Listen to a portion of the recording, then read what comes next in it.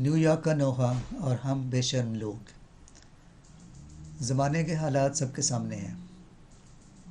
New York جس کے بارے کہا جاتا ہے وہ شہر جو کبھی سوتا نہیں، آج اس کی تمام رنگینیاں اور رونقیں خوف اور دہشت کی علامت بنی ہوئی ہیں۔ چہل پہل سے بھری سڑکیں اور گلیاں اب ویران اور سنسان پڑی ہوئی ہیں۔ ہر طرف سناٹا ہے، خوف ہے، ہو کا ایک عالم ہے۔ شاہوں پر گھنچے پھوٹ رہے ہیں اور ننے ننے پھول پتیاں نمودار ہو رہی ہیں، لیکن میں سوچ رہا ہوں، اے چمن، تجھ میں یہ کیسی بہار آئی؟ چونکہ اس وقت میرا تعلق براہ راست ہیلتھ کے شعبہ سے ہے اور مجھے ہفتے میں چند دن ہسپتال جا کر مریضوں کے ساتھ اسپریچول کیئر دینا ہوتی ہے، میرا کام کافی حد تک طبی عملے کے ہمراہ مریضوں کے ساتھ بالمشافہ رابطہ قائم رکھنا ہوتا ہے۔ ہسپتالوں میں تمام عملہ ان کٹھن حالات میں بھی بڑی دیانتداری اور خلوص دل کے ساتھ اپنے اپنے فرائض سر انجام دے رہا ہے۔ سب خوف زدہ بھی ہیں، لیکن جو ذمہ داریاں ہیں وہ تو نبھانی ہی ہیں۔ گو کہ ہمارے آس پاس موت کا رقص جاری ہے، بلکہ وارڈوں میں چلتے پھرتے یوں محسوس ہوتا ہے گویا موت ہمارے پہلو میں ہمارے ساتھ ساتھ چل رہی ہے۔ واپس گھر جاتے ہیں تو یہ وہم ہوتا ہے کہ کہیں ہم اپنے ساتھ یہ وائرس تو نہیں لے جا رہے۔ ہسپتالوں میں حفاظتی ماسک کی کمی ہے، اور جو ماسک ملتا ہے اسے بھی سنبھال کر استعمال کرنا ہوتا ہے، کیونکہ دوبارہ ماسک اگلی ڈیوٹی پر ہی مل رہا ہے۔ مختصراً یوں سمجھ لیجئے کہ حالات اس قدر سنگین اور گمبھیر ہیں کہ گویا بیان سے باہر۔ اگلے روز ایک نوجوان آدمی کی ماں کی موت واقع ہو گئی، اور اس کے لیے آخری بار اس کا چہرہ دیکھنا تک ممکن نہیں تھا، کیونکہ اب ڈیڈ باڈیز کو مورگ میں رکھنا بھی ممکن نہیں، کیونکہ وہاں بھی سپیس نہیں رہی، یہاں تک کہ فیونرل ہومز بھی باڈیز کو ریسیو نہیں کر رہے اور جلدی جلدی قبرستان ہی پہنچانے کی کوشش میں لگے ہیں، یعنی مرنے والوں کو ڈیسنٹ بیریل بھی نصیب نہیں ہو رہا۔ لواحقین کے لیے یہ مزید دکھ اور تکلیف کی صورتحال بنتی جا رہی ہے۔ جن کا کوئی وارث نہیں ہوتا یا پھر ورثہ وقت پر نہیں پہنچ پاتے، ان کی باڈیز کو پاٹرز فیلڈ منتقل کر دیا جاتا ہے۔ پاٹرز فیلڈ وہ قبرستان ہے جو لاوارث یا انجانے یا نامعلوم لوگوں کی آخری آرام گاہ ثابت ہوتا ہے۔ پاٹرز فیلڈ کا کانسیپٹ بائبل مقدس سے ماخوذ ہے۔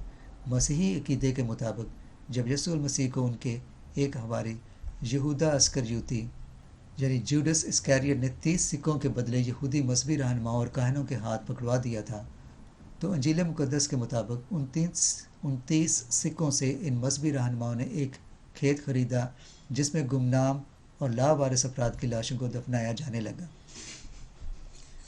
30 سکوں کی وہ رقم یہودی کاہن ہیکل کے غلہ میں نہیں ڈالنا چاہتے تھے، کیونکہ یہ بلڈ منی ہونے کی وجہ سے ہیکل میں ڈالنا واجب نہ تھا۔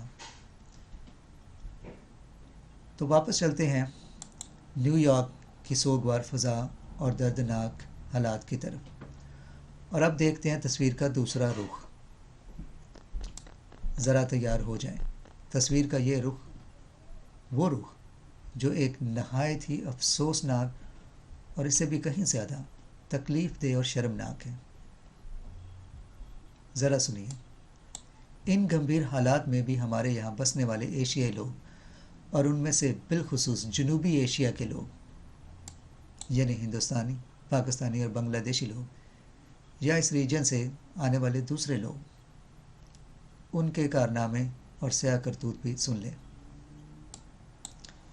ایک طرف جہاں یہاں کے لوکل یعنی انڈیجنس لوگ دوسروں کی مدد کے لیے ہر ممکن کوشش کر رہے ہیں، اور جیسے پہلے بیان کیا گیا ہے کہ میڈیکل شعبہ سے تعلق رکھنے والے اپنی اور اپنے پیاروں کی زندگیاں خطرے میں ڈال کر اپنے فرائض سر انجام دے رہے ہیں، اور حکومت سب کی کیئر کرنے کی سر توڑ کوشش کر رہی ہے اور اپنے تمام تر وسائل کو بروئے کار لا رہی ہے، وہاں ذرا اپنے لوگوں کا حال بھی سن لیں۔ یہ لوگ جو امریکہ تو آ گئے ہیں مگر امریکی نہیں بن سکے۔ کوئی صرف امریکن نیشنلٹی یا امریکن پاسپورٹ لے کر ہی امریکن نہیں بن جاتا۔ امریکن ہونا ایک کیریکٹر کا نام ہے۔ اس ملک سے محبت نہیں تو کم از کم اسے تھوڑی بہت وفاداری ہی دکھا دے۔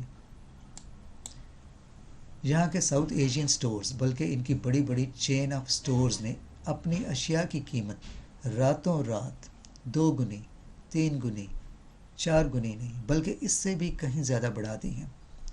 لیکن ان کی مارکیٹوں میں چلے جاؤ، ان کے سٹوروں پہ چلے جاؤ تو کیا دیکھتے ہیں، کیا سنتے ہیں؟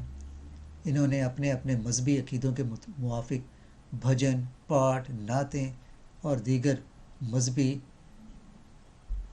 رسوم کی کھلے عام نمائش کر رہے ہیں۔ ادھر بائبل بیلٹس، وہ اسٹیٹ جو بائبل بیلٹس میں ہیں، وہاں کے بسنے والے امریکی جو کہ جینون روایتی اور روایت پسند امریکی ہیں، انہوں نے جگہ جگہ آنیسٹی باکس رکھ دی ہیں جن میں لوگوں کی روزمرہ کی اشیاء فری رکھی جاتی ہیں۔ آنیسٹی باکس اسے اس لیے کہا جاتا ہے تاکہ جس کی جتنی ضرورت ہے وہ اتنی چیزیں اس میں سے لے لیں، تاکہ باقی لوگ بھی آ کے اپنی ضروریات اس میں سے پوری کر سکیں۔ ایک طرف وہ کافر ہیں اور دوسری طرف یہ ہمارے خطے سے مذہبی، مومن، پرہیزگار، حاجی، نمازی، براہمن، سید اور نہ جانے کیا کیا۔ ایک امریکہ ہے جو سب کو قبول کرتا ہے، لیکن کوئی باہر سے آنے والا نہ اسے دل سے قبول کرتا ہے اور نہ ہی اسے وفاداری دکھاتا ہے۔ شاید کوئی شاذ و نادر ہی کہیں ہو جو ایسی سوچ نہ رکھتا ہو، لیکن میں تو ابھی تک کسی سے نہیں ملا، کیونکہ یہاں ہر کوئی اس دھن میں لگا ہے کہ جتنا اس ملک کو لوٹ سکتے ہو لوٹو۔ آخرکار یہ ہے تو کافروں کا ہی ملک، اور ہم تو ان کافروں سے بہت بہتر ہیں اور بہت برتر ہیں۔